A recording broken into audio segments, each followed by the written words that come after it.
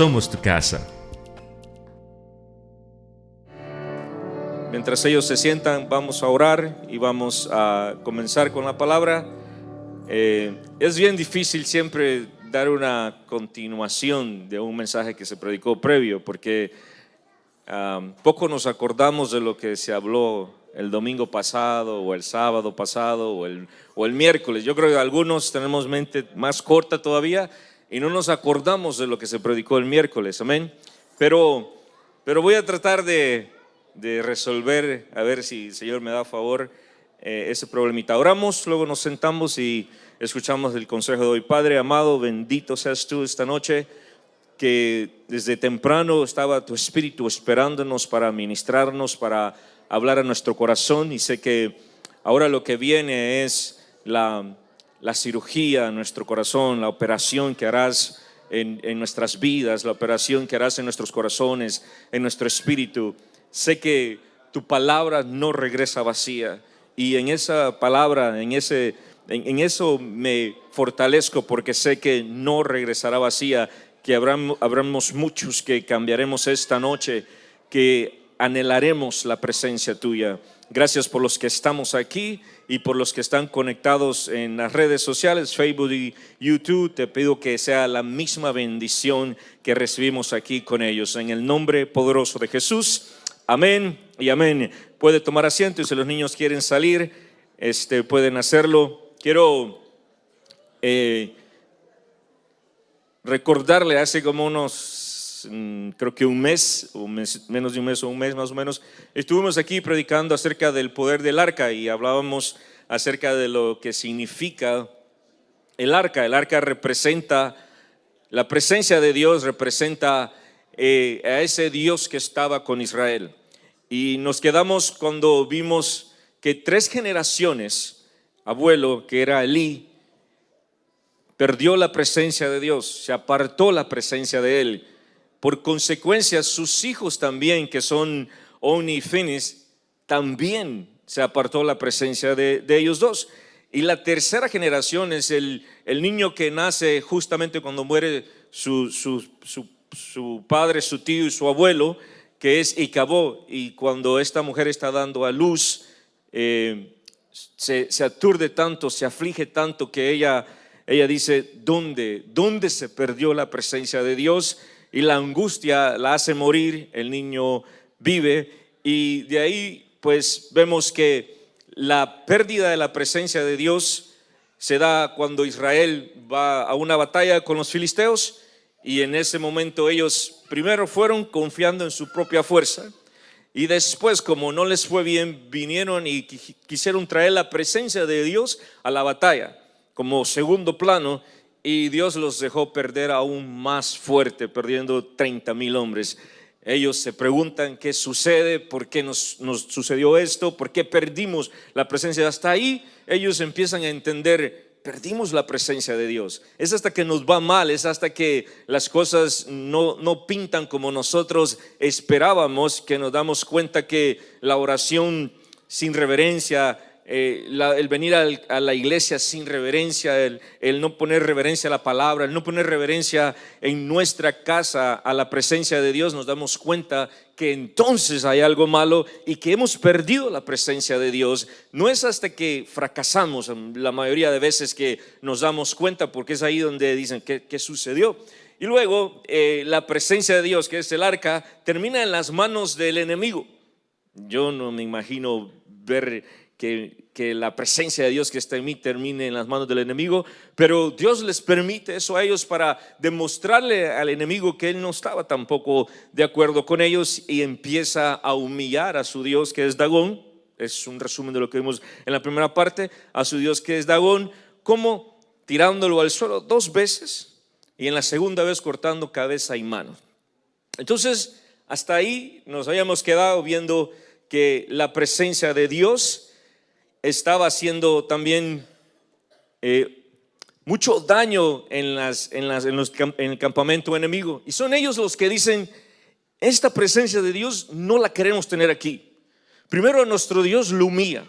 cortando la cabeza, cortando las manos. Segundo, que trae enfermedades. Había llegado unos tumores a las vidas de los filisteos. Y ellos dijeron, o esto viene por la presencia del Dios de los israelitas, o esto es casualidad lo que nos está pasando. Porque todavía el enemigo se pone en ese plano de, no creemos que sea Dios tan poderoso.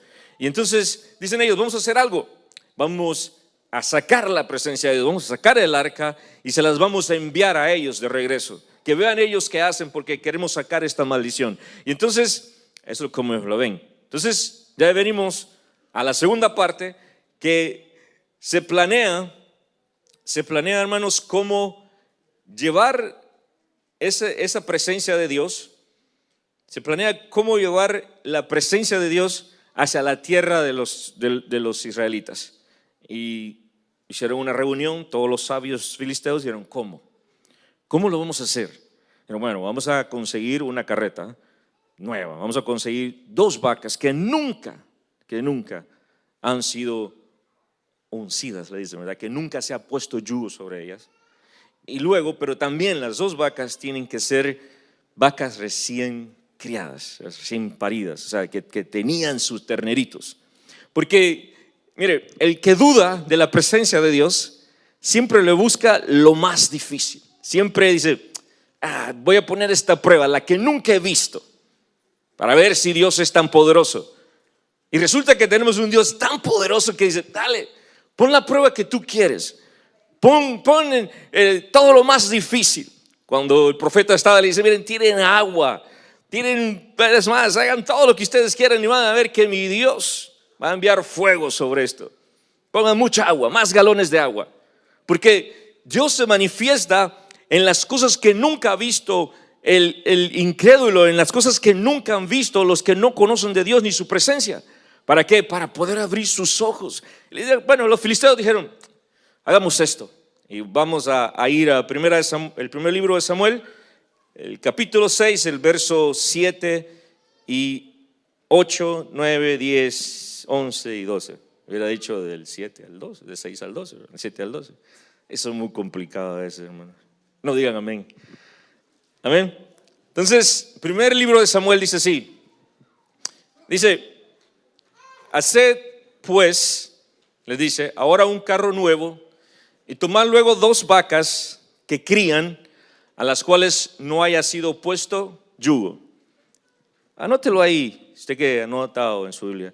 Primero, que sean 2 vacas que crían, no bueyes. Y ahorita le vamos a soltar uno. Y la otra es 2 vacas que crían. Y la segunda prueba es que nunca hayan puesto yugo sobre ella. Muy interesante, hermano. Y les dice, y uncí las vacas al carro y hacé volver sus becerros. Escuche, y hacé volver sus becerros de detrás de ellas, o sea, allá donde ellas no están cerca. 8, verso 8. Verso 8. Les dice, tomaréis luego el arca de Jehová y las pondréis sobre el carro, y las joyas de oro que habéis de pagar en ofrenda por culpa, las pondréis en una caja al lado de ella y las dejaréis que se vaya a las vacas, en todo. Y observaréis si sube por el camino de su tierra a Bet-Semes, él nos ha hecho este mal. Fíjese bien, no le pusieron GPS, no le pusieron un guía, sino le dijeron, de aquí la vamos a enviar hasta ahí. Mire qué difícil la prueba que pone muchas veces el que no conoce de Dios, el que no conoce la presencia de Dios. Primero, que sean vacas que estén criando. Segundo, que nunca hayan puesto yugo sobre ellas. Y tercero, si se va sin dirección, sin que nadie las lleve, ustedes que conocen de esa área, yo no conozco mucho, ahí voy a fallar un poco, pero ustedes que conocen mucho de eso, si se van derechito hacia al territorio de ellos, entonces fue Dios. Entonces sigue diciendo, y observaréis si se sube el camino de la tierra de Bet-Semes, él nos ha hecho este mal tan grande, y si no, sabremos que no es su mano la que nos ha herido, sino que esto ocurrió por casualidad. Siguiente, por accidente. Verso 10. Y aquellos hombres lo hicieron así, tomaron 2 vacas que criaban, las uncieron al carro y encerraron en su casa a los becerros. Pobrecitos los niños de estas vacas. 11, luego pusieron el arca de Jehová sobre el carro. El arca de Jehová representa la presencia de Dios, y la caja con los ratones de oro y las figuras de los tumores. Y las vacas, mi versículo favorito, y las vacas se encaminaron por el camino que tenían que ir, por el camino de Bet-Semes, y seguían el camino recto, no se desviaron ni a izquierda ni a derecha, andando y bramando sin apacentarse ni a derecha ni a izquierda. Y los príncipes de los filisteos fueron tras ellas hasta el límite, hasta ver hasta dónde llegaban ellas, y se regresaron diciendo: sí era la mano de Dios, sí era la presencia de Dios la que nos hizo esto, sí era el Dios de los israelitas, el Dios que los sacó de Egipto, sí era el Dios que abrió el mar y metió a todos esos egipcios ahí, sí era el Dios que ellos estaban proclamando. Así se convencen, amén, no con emociones, sino con los hechos de Dios. Y esto, yo para poder entenderlo mejor, porque a veces me cuesta entender un poco, le dije: Señor, vamos a dividir en 3 etapas en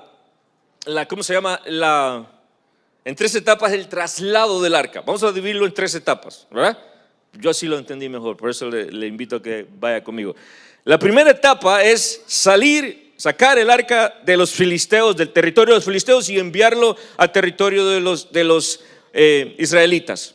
Esa es la primera etapa. Y esa primera etapa, la que yo le llamo, es la etapa de cambios, la etapa de cambio de naturaleza, porque es aquí donde nos damos cuenta que si Dios, mis amados hermanos y amigos que están aquí, puede cambiar la naturaleza de 2 vacas, entonces puede cambiar la naturaleza de un hombre. Entonces el hombre que es ogro, el hombre que es bravo, el hombre que es enojón, el hombre que es machista, puede cambiar. La mujer que es siempre enojona, que siempre está murmurando, puede cambiar, porque esta primera etapa de traslado es la que me dice a mí: es una etapa de cambios, de cambio de naturaleza. Porque si las madres prefieren morir por sus crías, prefieren morir por sus hijos que están pequeños, cuando están pequeños y enfermos, y el doctor nos dice tantas cosas que esto le puede pasar, que le puede, uno dice no, y voy a pelear, y cómo somos, ¿no? Y a veces nosotros los padres, vaya, pelea tú y yo aquí voy a cuidar la retaguardia, que nadie venga. Las madres son aguerridas, son peleoneras, especialmente cuando se mete con la vida de los hijos, de nuestros hijos. Entonces esta primera etapa de traslado es la etapa donde Dios cambia la naturaleza, donde Dios nos dice: cambiemos de naturaleza para que podamos entender que la presencia de Dios necesita es reverencia, porque la presencia de Dios sin reverencia no hay. No existe el mover de la presencia de Dios si una iglesia no se pone reverente a Él.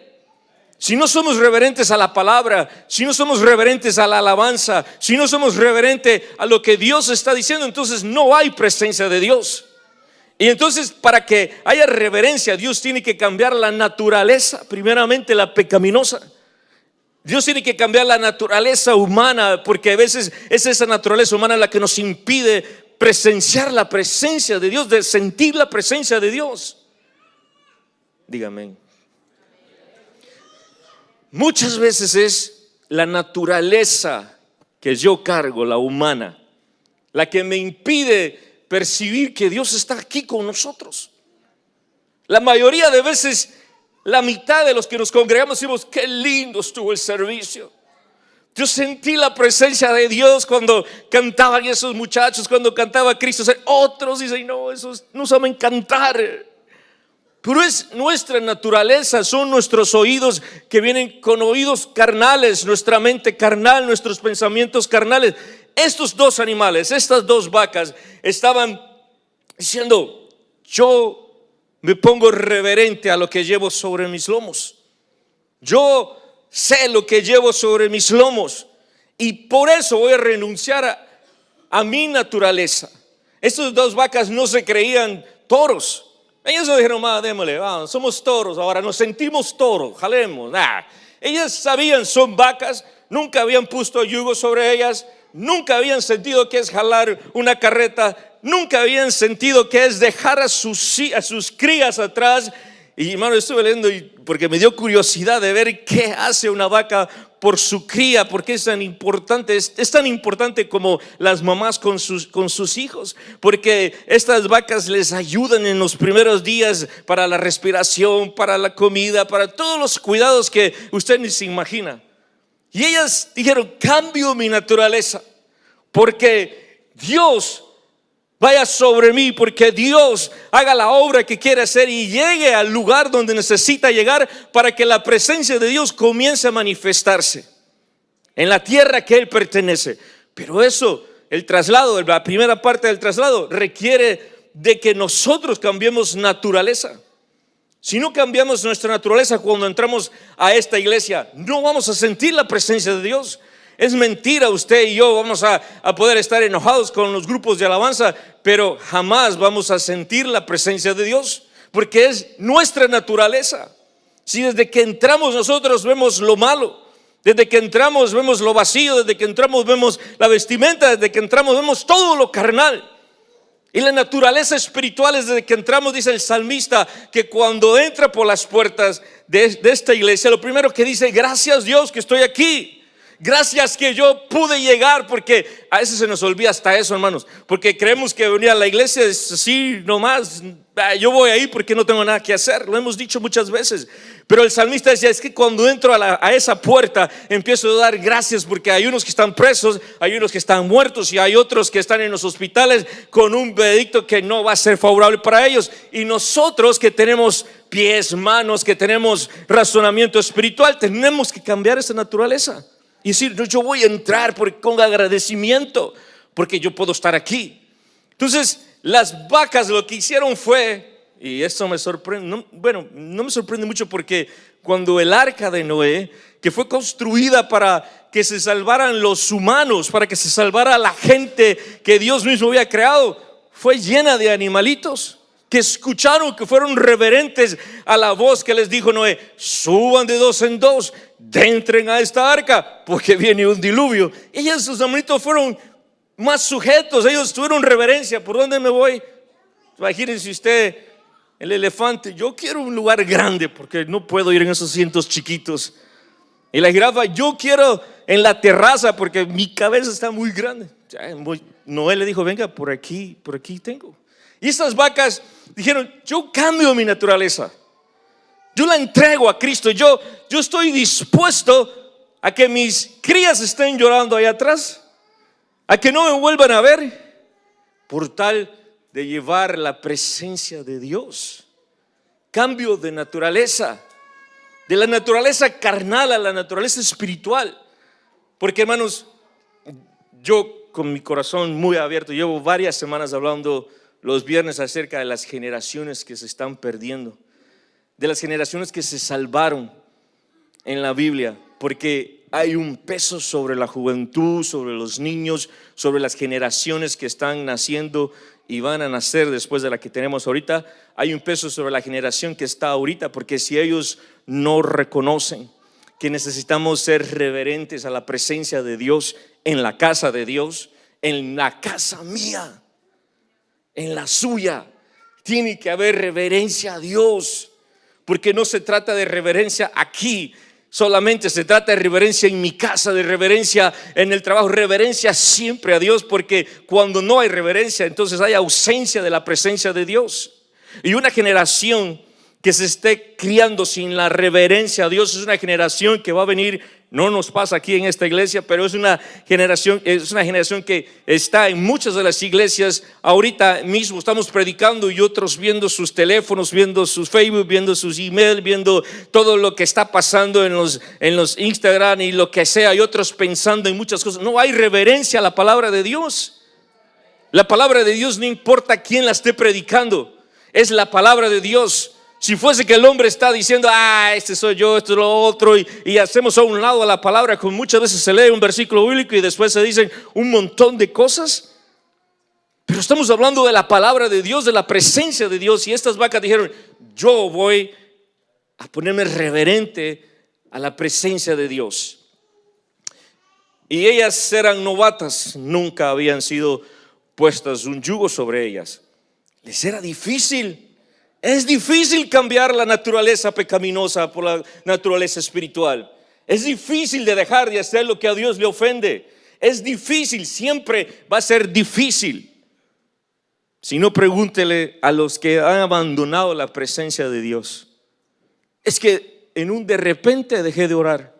En un de repente dejé de leer la Biblia. En un de repente dejé de ir al grupo de vida. En un de repente dejé de venir los miércoles. En un de repente dejé de venir los viernes. En un de repente dejé de venir los sábados. Y los domingos hago otras cosas. En un de repente cambia todo, cambia todo. Y ellas dijeron: vamos a cambiar nuestra naturaleza. Decidieron continuar, aunque sus crías estaban atrás y sus crías tal vez estaban sufriendo. Tal vez nuestros hijos van a sufrir cuando les empecemos a hablar de la reverencia de Dios en la casa. Van a sufrir cuando les digamos: eso ya no lo hacemos en casa. Ya no mentimos, ya no hablamos de la gente, oramos, ya no vemos esos programas, ya no nos sentamos a perder el tiempo, sino hoy lo ocupamos para orar. Cuando les empezamos a decir a ellos: hasta este tiempo vas a usar el teléfono, o hasta este tiempo vamos a jugar o ver televisión, vamos a buscar de la presencia de Dios. Ellos son los que nos ganan y nos dicen: es que pobrecito el niño necesita distracción. Sí, necesita distracción, pero también necesita reverencia. Para que cuando vengamos a la casa de Dios, entonces ellos digan: hay que tener reverencia por el Dios que adoramos en casa, por el Dios que adoramos en la iglesia. Hay que enseñarles a ellos, como estas vacas dijeron: voy a enseñarles a ellos que lo que estoy haciendo es reverencia, estoy yendo en contra de mi naturaleza. No se desviaron ni izquierda ni a derecha. No hicieron caso omiso a nada de lo que podía llamarles la atención.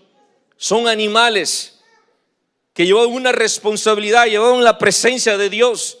Y había descuido para poder ir a buscar pasto, o había descuido para regresarse por sus crías. Pero dijeron: no, vamos a mantenernos en el camino frente a la presencia de Dios.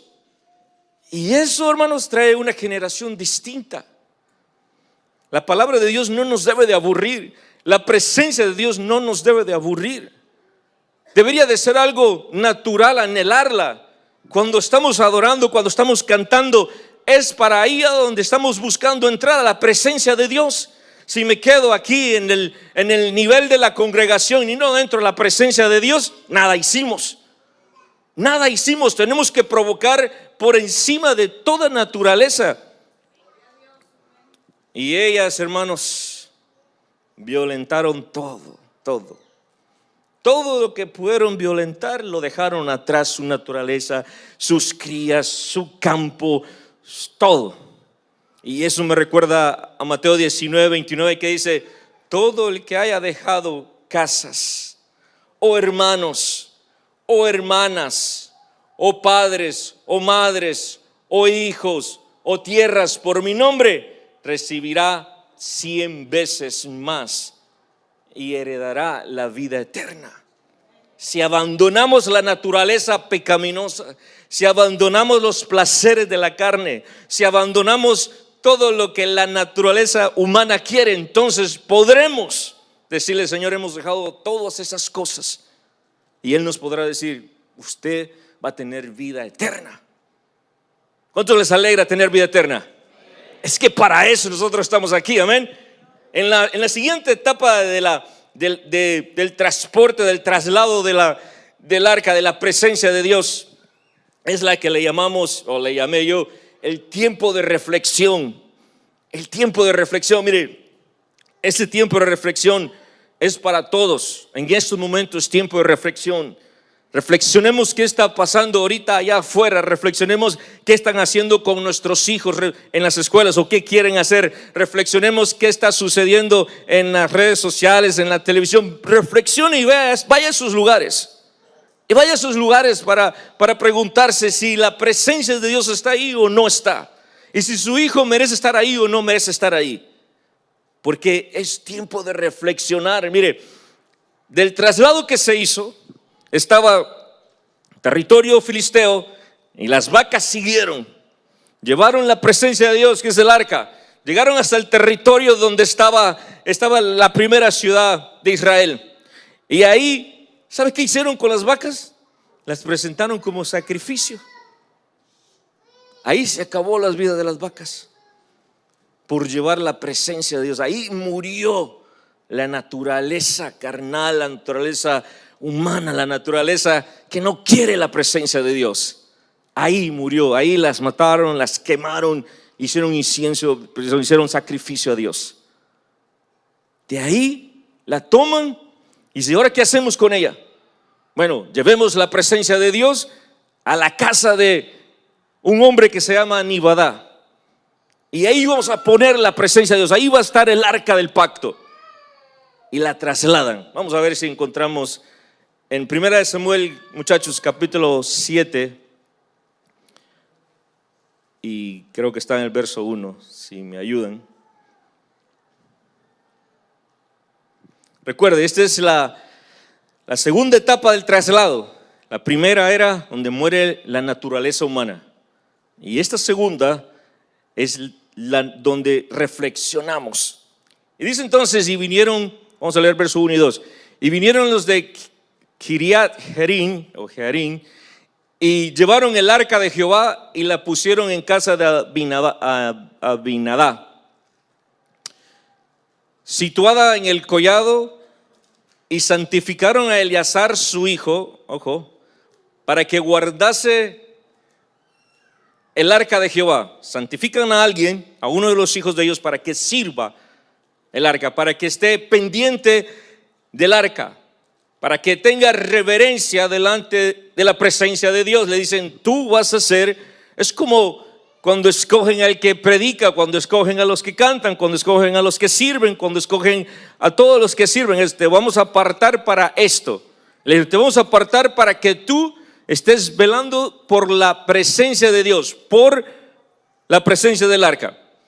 Desde el día que llegó a esa casa, el arca Kiriat Jearim, pasaron muchos días, 20 años pasaron, 20 años, y toda la casa de Israel lamentaba en pos de Jehová. ¿Se acuerda que le decía que este punto del traslado es ya de la tierra de Israel? La llevan a la casa de este señor, y en la casa de este señor pasa 20 años ahí el arca. 20 largos años. ¿Cuántos tienen 20 años aquí? Nadie. Pastor tiene 20, por allá hay un par de veinteañeros, allá hay otro, y ahí hay un montón. Ok. Después de ese registro, hermanos, no hay nada más. Solo llegó a esta casa y no pasó nada. Por eso le decía, es de reflexionar. Llegué a la casa de Dios hace 20 años y no ha pasado nada en mi vida. Sigo siendo el mismo mal hablado, sigo siendo el mismo chismoso, sigo siendo el mismo peleonero, sigo siendo el mismo niño en la palabra, sigo siendo el mismo caprichoso, el mismo mal esposo, la misma mala esposa, el mismo mal hijo. Llevo 20 años con mi papá yendo a la iglesia. Y reflexionemos, seguimos siendo lo mismo. Porque aunque estaba la presencia de Dios ahí, en esta casa no había reverencia para la presencia de Dios. En esta casa era, ahí está, vamos a ir a la iglesia, alístense, vamos. Salimos de la iglesia y ya estuvo, ya cumplimos. Ya estuvo, pero vamos a regresar mañana tal vez, si nos levantamos mañana domingo, ¿ok? Un comercial para los que nos toca la oración, mañana a las 5:30 estamos aquí. A todos los muchachos valientes que están aquí, digan un fuerte amén, porque sé que van a venir. Amén, ahí están 3, 4, 5, 6, mañana a las 5:30 estamos en la oración. Pero el que no tiene reverencia, la casa que no tiene reverencia, no conoce de la presencia de Dios. No sabe si Dios está o no está, no sabe si Dios se mueve o no se mueve. No importa si Dios hace o no hasta que sucede algo. Por eso es una reflexión. ¿Cuánto tiempo pasó esta arca en la casa de este hombre? 20 largos años. Y la pregunta es, ¿este es el papá del joven que murió cuando el arca estaba tambaleando en la carreta y él puso su mano y muere? ¿Por qué muere un joven espiritualmente? Porque a este joven no le enseñaron a tener reverencia de la palabra de Dios, ni reverencia de los métodos de Dios, ni reverencia a la presencia de Dios. Porque los padres no tuvieron la delicadeza de sentarse y enseñarles reverencia a Dios, porque tampoco ellos tenían reverencia por la palabra de Dios, ni reverencia por la presencia de Dios. Entonces es una casa que sin reverencia a Dios, sin la presencia de Dios, pero ahí diciendo que son cristianos, ahí diciendo que llevan años, ahí diciendo que tienen hijos y los están criando en la iglesia, pero sin la presencia de Dios. Entonces al final es una generación que se pierde porque ella misma dice, bueno, yo ni lo conocí, no sé si es bueno o es malo, pero estuviste en la iglesia por 20 años, sí, pero nunca lo conocí.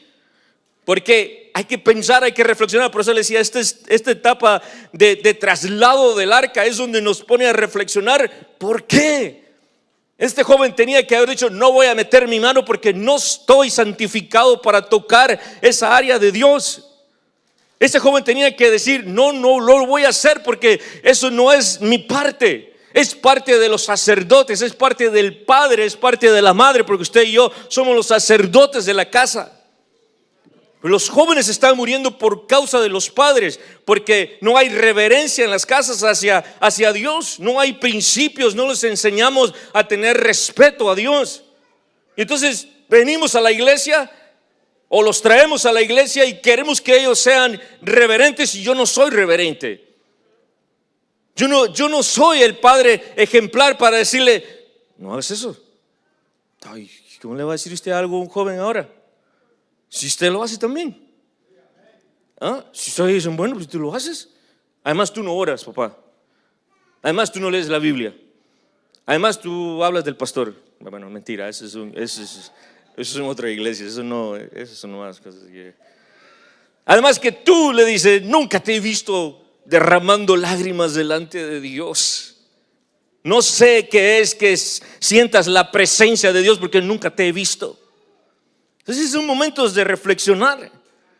Es momento de dejar de corregir al hijo ajeno, al hermano ajeno, y corregirnos nosotros. Es tiempo de reflexionar. ¿Qué le pasó a la casa de Abinadab? Nos preocupamos por la casa de los Castro, de los Amaya, de los Pérez, por decir algo, y otros apellidos. Es que esa casa, ¿y la suya? No se preocupe por esas casas, preocúpese por su casa, medite. ¿Cómo está Edwin? ¿Cómo está Mario? ¿Cómo está Carlos? Nombres, ¿cómo está esa presencia en estos jóvenes? ¿Cuántos saben estos jóvenes? ¿Les enseñan o no? Pero hermanos, ese es el punto del traslado donde nos hacemos tantas preguntas. ¿Y qué sucedió? ¿Qué sucedió con esta segunda etapa del traslado? ¿Por qué tienen que morir los jóvenes por la falta de la presencia de Dios? ¿Por qué los jóvenes tienen que estar muriendo? Porque los padres no les enseñamos a amar, no les enseñamos a amar a Dios y a rendirnos delante de Él. Qué lindo es cuando un joven ve al papá gruñón, al gritón, quebrantarse en la presencia de Dios y decirle, perdóname. ¿Usted lo ha hecho, hermanos? No lo ha hecho porque usted es el macho de la casa y la naturaleza no ha cambiado a veces. Pero qué bonito es cuando reflexionamos. Yo necesito que en mi casa se sienta la presencia de Dios.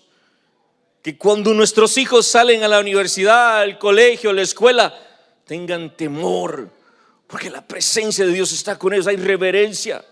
Cuando usted no los mira, y les ofrecen el cigarro, el puro de marihuana, la nueva droga que hay ahorita, y ellos dicen, no, es que yo tengo reverencia a Dios. Amén. Que cuando los muchachos le dicen, huele a marihuana aquí, y uno dice, ¿cómo sabes vos? Así va como ya hablando como Chapín, ¿no? ¿Y cómo sabes vos? Le dice uno. No, le dice, es que allá en la escuela la fuman, pero yo no, porque yo tengo reverencia, es reflexión. en esta casa no había reverencia. El papá dijo, bueno, ahí pónganla ahí pongan la presencia de Dios, ahí en la esquina, tranquilos. Nosotros sigamos en el afán del día. Hagamos dinero, construyamos, compremos, todo lo que va, saben, vámonos de vacaciones también, porque mañana o el otro fin de semana se van algunos. No nos importa. El tercer paso, le digo yo que voy terminando. El tercero es la tercera etapa del traslado. Tiene que ver con la gran decisión. Entonces, mire, 20 años, en esos 20 años pasaron muchas cosas. Murió Elí y el próximo sacerdote fue Samuel, que de chiquito lo llevaron al templo, que de chiquito lo entregaron y le dijeron, lo vamos a formar para que él sea el próximo sacerdote. Dios ya tenía palabras sobre él. Entonces murió el que estaba encargado y dijeron, ahora asciendes tú vas a ser el sacerdote ahora. Después de eso el pueblo, el mismo pueblo que perdió la presencia de Dios, dijeron, queremos rey. Todas las naciones tienen rey y nosotros no. Tenían el mejor rey, tenían el único rey y dijeron, no, es que nos queremos parecer a los de España, a los de Inglaterra, queremos rey en nuestra tierra. Y Samuel pasó eso, pusieron el primer rey, el rey salió malo, no entendía la presencia de Dios, muere desobediente y luego viene el rey David. 20 años pasaron después de todo eso, hermano, en la tercera etapa. Entonces David viene y dice, ¿dónde está la presencia de Dios ahorita? ¿Dónde quedó la presencia de Dios? Y alguien le dice, está allá en la casa del que no tiene reverencia, del hermano irreverente, el apellido irreverente, ¿sabes? Allá le dicen, está en la casa de Anibadá irreverente. Dijo David, no, hay que traerla, ahí no puede estar. Entonces David dice, la vamos a transportar. No vamos a hablar del método porque es otra hora, otro tiempo, pero quiero resumirle. La toman y en ese traslado muere el joven que le mencionaba, hijo de Anibadá, porque no le enseñó la reverencia a Dios. Y dijeron, cuando muere este joven, dijo David, no, paremos aquí. Pero donde paran era la casa de un hombre que se llamaba Obed-edom. Anótelo, Obed-edom. Esta es la tercera etapa del traslado del arca. Y esta es la etapa de la gran decisión. Y entonces dejaron la presencia de Dios en la casa de Obed-edom y le dijeron, Obed-edom, dice el rey David que aquí vamos a dejar la presencia de Dios. Y Obed-edom, claro, déjenla aquí. Yo voy a ser reverente a la presencia de Dios. Yo la voy a cuidar. Yo voy a tener cuidado de ella y me voy a asegurar de hacer las cosas como Él merece, por reverencia a Él. Y hermanos, vamos a ver si los muchachos me ayudan. Segunda de Samuel, capítulo 6, verso 11. Esta es la tercera etapa y aquí no vamos a terminar. Bueno, después de un largo tiempo, hacían unos periódicos que esta es la tercera etapa, esta es la cuarta y nunca terminaron. Ahí está. Y entonces falla el segundo traslado, el tercer traslado, dijeron, vamos a dejar en esta casa. Dice, y estuvo el arca de Jehová en casa de Obed-edom, Geteo, 3 meses, 3 cortos meses.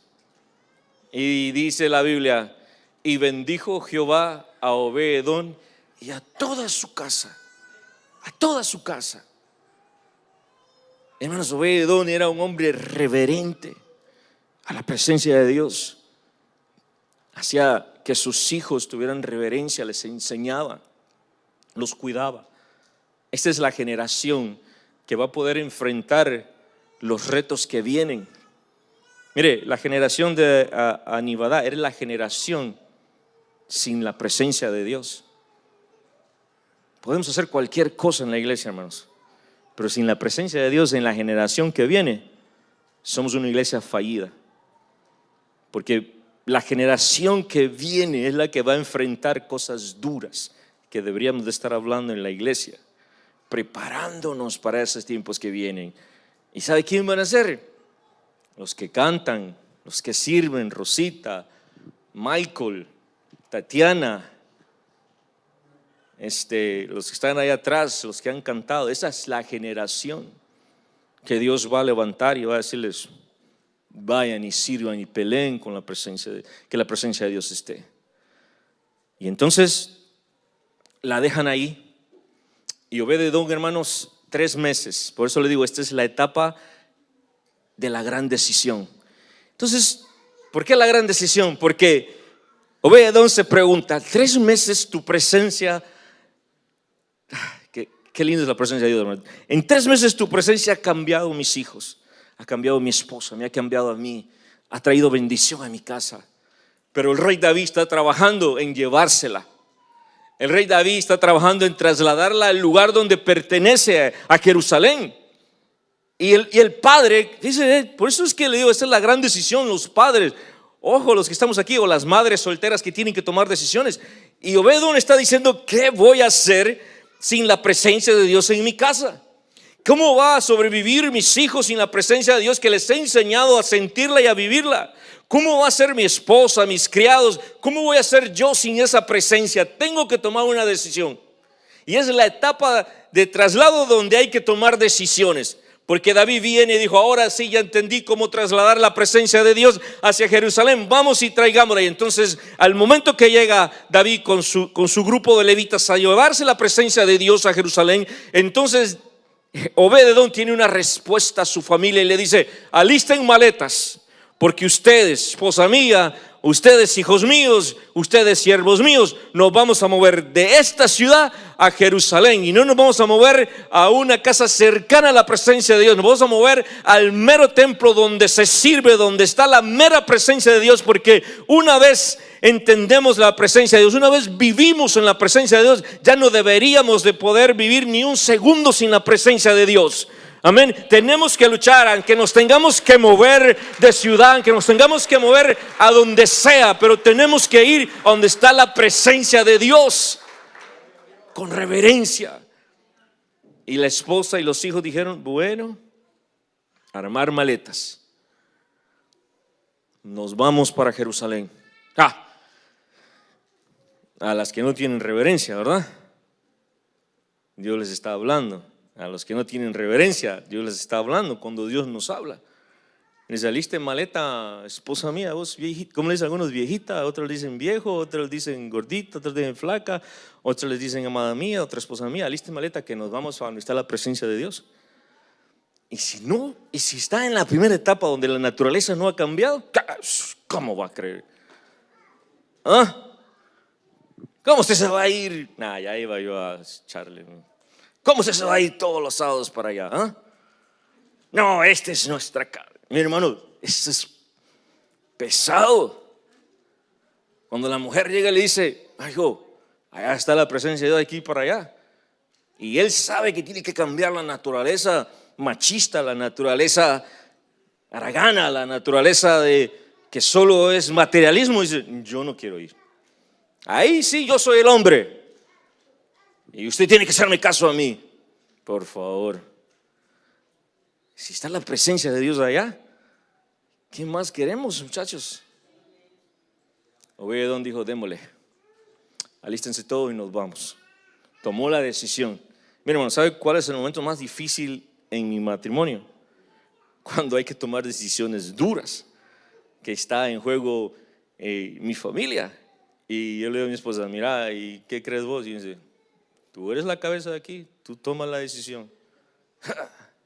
Y yo la quiero lanzar de nuevo, ¿verdad? Ahí está papa caliente. No, pero tú eres la ayuda idónea y yo quiero que tú me dice, tú eres el que Dios puso. Y yo le digo, solo lo haces porque quieres que yo tome la decisión. Y si sale mal, bueno, si sale mal, te seguimos. Y si sale bien, te seguimos. Y ¿sabe cómo he sido sano muchas veces cuando me he ido mal?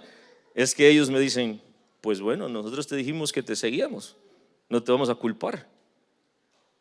Y entonces yo me siento, pero usted sabe, hermanos, qué difícil es decirle al niño, mi hijo, ya no más, porque ahorita entendí que necesito tener reverencia en mi casa hacia Dios. Hermanos, y que la esposa le dice a uno, tú decides. Y uno dice, ok. Y uno va a orar y a ayunar y dice, Señor, háblame. He pasado momentos donde voy al doctor y le digo, revíseme este oído porque estoy esperando la voz de Dios y no escucho nada todavía.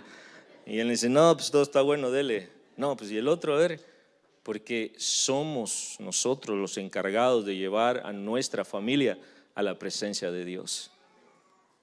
No le tire la pelota a su esposa. Es que tú estás en la casa, tenés chance de orar y tenés chance de leer la Biblia y tenés chance y la señora limpiando la casa, cocinando, cuidando a los niños, haciendo tareas, lo otro, y por aquí y por allá. Y usted quiere que todavía ella le tome decisiones espirituales. Obededón dijo: levántense todos porque allá es donde debemos de estar.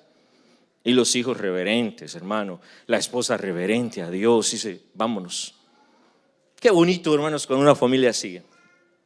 La recompensa, porque no puede haber un acto de eso si Dios no lo recompensa, ¿verdad? Vale, vamos a terminar hoy sí. Mire, la primera recompensa. Ya, yo sé que todos dicen lo mismo, por eso le tiro el chiste para ver si usted lo capta. Yo lo escuché 4 o 5 veces la última vez. Ya va a terminar. Mire, la casa de bendición es esta. La primera recompensa. Por cuestiones de tiempo, solo quiero que leamos varios versículos y ellos nos van a ir dando la respuesta. Los muchachos atrás, si buscan primera libro de Crónicas. En el libro de Crónicas está todo lo que en los libros de Samuel o Reyes no encontramos. Vamos al libro de Crónicas, la Crónicas de los Reyes. Vamos a ver cómo Dios respondió hacia esa decisión de este hombre. Vamos a ver.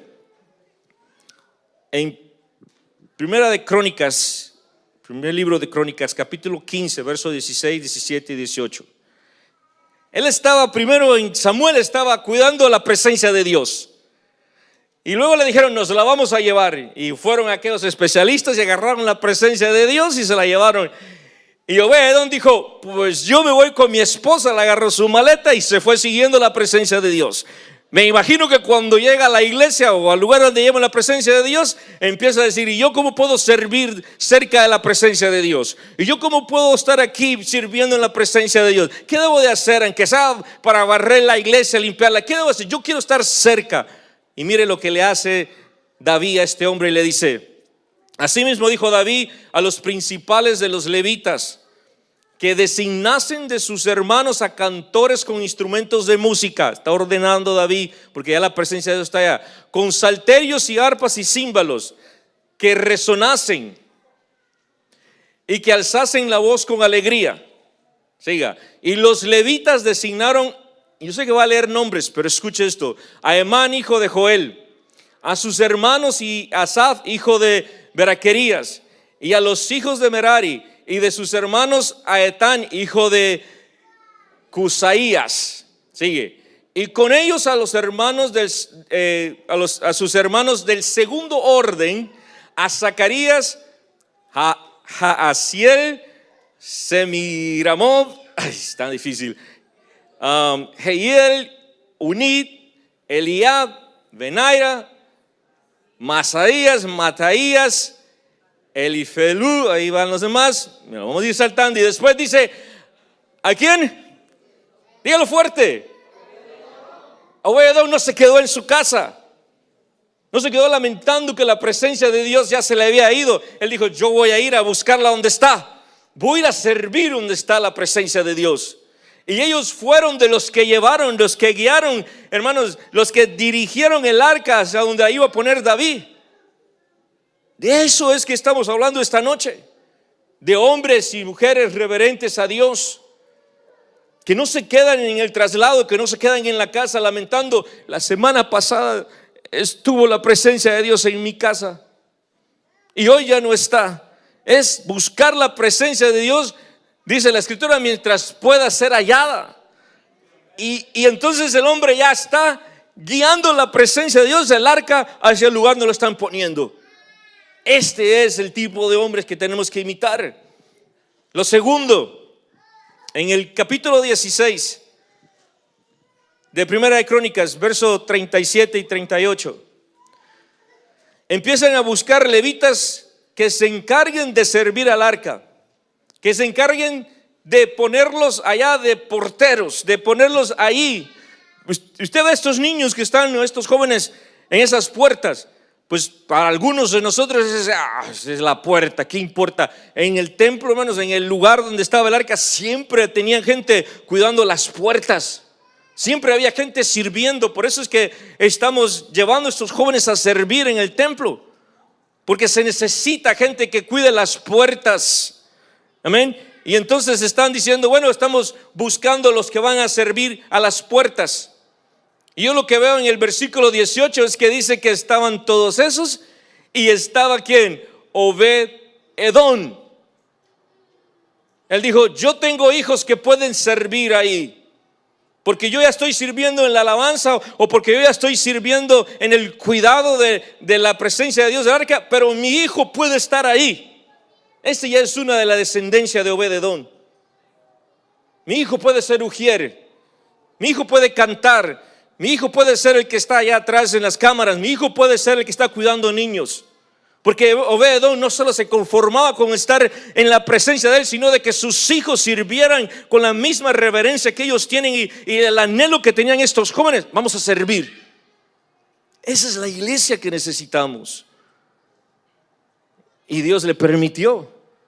David le permitió, le dijo, está bien, trae a tus hijos, trae a tu familia, trae a todos y vamos a poner a servir. Qué bonito, hermano, es cuando nos permiten que nuestros hijos sirvan. Qué bonito es cuando un líder le dice a uno, tráigalo, que Dios tiene un lugar para estos jóvenes aquí, tráigalo, Dios tiene un lugar para que sirvan. Porque no todos van a cantar, no todos van a predicar, no todos van a ser mujeres, hay muchas cosas, solo tráigalo para que él esté en la presencia de Dios. Los pusieron como porteros y Dios hizo la obra con estos jóvenes, hermanos. Ya para ir terminando el capítulo 26 de Primera de Crónicas. Capítulo 26 y el verso 15. ¿Cuántas veces? Cuarta vez he dicho, ¿verdad? Ya casi son 6 veces las que iba a decir. Entonces ahora, esta última que le dejo es, estaban organizando quienes iban a servir la presencia de Dios. Y la tienda donde pusieron la presencia de Dios tenía 4 entradas. Una de las entradas estaba derechito al palacio del rey, porque son casos que uno debe de notar, porque entre más reverencia usted tenga, entre más reverencia usted le enseña a sus hijos, entre más servicio usted le enseña a sus hijos, Dios más los va a colocar en el lugar correcto donde ellos deben de ir, donde ellos merecen estar. Había una entrada en particular, la entrada del lado sur, si no me equivoco. Ahorita vamos a leer. Ahí está, ¿verdad? Amén. Y lo que estaban haciendo, vamos a tirar suerte. Y empezaron a tirar los versículos antes, tiraron suerte, que esta le toca a la familia tal, esta le toca a la familia tal. Pero cuando llega el lado sur, la que está frente al palacio del rey, ¿sabe dónde vive el rey? Es como el palacio de Dios. Estar frente a Dios es donde estaba, frente a la presencia de Dios, y a usted le toca servir ahí por su reverencia. Porque usted nunca fue como Anibadá y sus hijos, sino dijo, yo voy a honrar a Dios, mi casa, yo serviremos a Jehová. Y le dijeron, vamos a tirar suerte. Y cae Obed-Edom y su familia, y a sus hijos y a la casa. A todos los puso a servir. A todos. A todos. ¿Y si él no hubiera decidido, pastor? No, aquí me voy a quedar en la casa hoy. Hoy me voy a quedar en la casa. Es que ya se llevaron la presencia de Dios, me voy a quedar en la casa. Hay decisiones muy importantes, hermanos. No, es que, nada, ¿para qué que sirva el patojo? ¿No? Ay, que se quede en la casa. ¿Usted no le da alegría ver a estos jóvenes ministrar a Dios como los ministran? A estos jóvenes servir como están sirviendo ahí. Y yo sé que no soy el único que se alegra, a los que están ahí atrás en cámaras, en televisión, a los que enseñan la palabra. 4 hogares ya abriendo para enseñar la palabra. Hermanos, ese es Obed-Edom. Ese es el ministerio de Obed-Edom, que esta generación no se quede sin la presencia de Dios. Por eso sí vamos a luchar. Y entonces Obed-Edom colocó a toda su familia, amén, a toda su familia. Ninguno se le quedó, porque de pequeños les enseñó la reverencia a Dios. Amén. ¿Puedes pasar? Pongámonos de pie, iglesia. Mire, yo, como decía mi esposa hace un par de domingos, jamás nuestra intención es ser como el pavo real, ser aja. Nosotros servimos al Señor día a día. No nos confiamos porque ya pasamos la etapa de la adolescencia con Andrés, jamás. Ya pasó la de la niñez, la de la adolescencia. Ahora viene la otra etapa. Todas las etapas son difíciles. ¿Con quién se va a casar? ¿Qué carrera va a tomar? ¿Es una muchacha que tenga reverencia a Dios? Decía el obispo, hemos cuidado a nuestros hijos hasta aquí, cuando ya estaban adolescentes, y los vamos a dejar ahí a la libertad de ellos. Hermano, no. Pero la diferencia era que Obed-edom estaba dispuesto a cambiar su naturaleza. Y qué difícil, hermanos, que le digan a uno: entrega tus sueños. Pero ¿cómo? Que le digan: entrega tu casa. Mira, hermano, a Obed-edom le dijeron: déjala ahí, deja esa casa ahí, no te la puedes llevar a Jerusalén, lo único que puedes llevar es a tus hijos. Y él dijo: donde está la presencia de Dios, yo los quiero llevar. Esa es la gran responsabilidad que tenemos los padres que estamos aquí. Le pregunto a usted, hermano, de las 3 etapas del traslado, si se acuerda todavía, ¿en cuál de ellas está usted? La primera era la etapa del cambio de naturaleza. Se quedó ahí orgulloso, caprichoso, haragán, cansado. O usted dijo: la voy a entregar esta naturaleza la voy a entregar. Porque hay muchos. Los muchachos no vienen los viernes porque los papás no los quieren traer. De verdad. Otros es que el niño está cansado y la niña también. Y tranquila. Hermano, ¿sabe que la segunda etapa, la etapa de reflexión? ¿Qué hace usted con su vida espiritual? ¿Qué hace? Cuando entro a mi casa es como cuando entro acá a la iglesia. Paz. Me voy a dormir en paz, en mucha paz, porque toma 1 minuto, menos a veces. Mi amor, te amo. Y si no está lista, se la pierde. En paz. Y a veces escucho ruidos por allá. Serán los ladrones que quieren meter. Bueno, me voy a hacer el dormido para que no digan que los escuché. Y ahí me levanto. Ay, Dios, gracias. No hay diferencia cuando estoy aquí. Aquí tengo paz. Vengo en paz y me voy en paz. Pero ¿cuál es la etapa? ¿Cuál es la etapa? O la etapa de Obed-edom, la más riesgosa, donde uno le dice a los hijos: ¿sabes qué? Vamos a entregarlo todo. Nos vamos a ir a vivir al basement de la casa del pastor. Vamos a pagar menos de renta, pero vamos a estar juntos. ¿Sabes qué? Vamos a dejar de gastar agua en comida afuera, en ropa, para que podamos estar juntos. Porque la responsabilidad es del papá y de la mamá. No es de la mamá, es de la mamá, perdón, es del papá y la mamá. Amén. Oramos.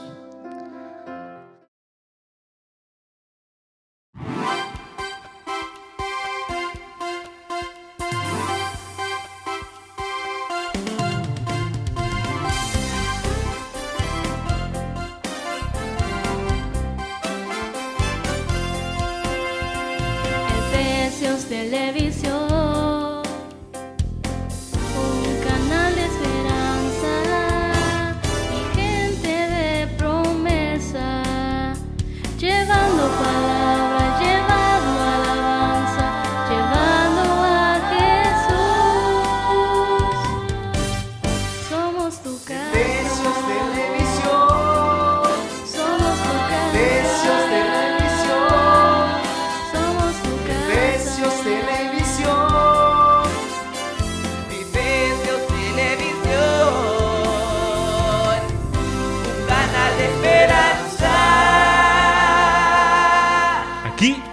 somos tu casa.